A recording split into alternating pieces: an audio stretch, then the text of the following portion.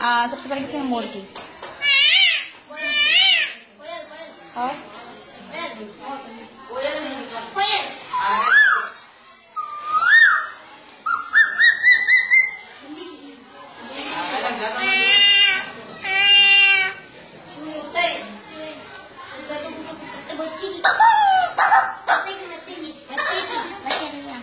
हाथी ना, छोटा वाला बच्चा, छोटा वाला बच्चा नहीं, वो जो बच्चा पैदा होता है ना छोटा सा।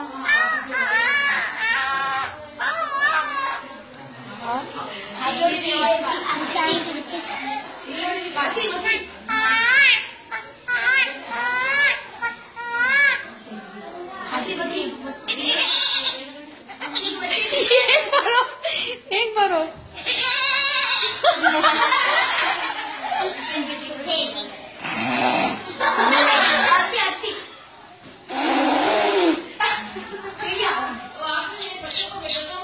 जाओ बेटा जाओ।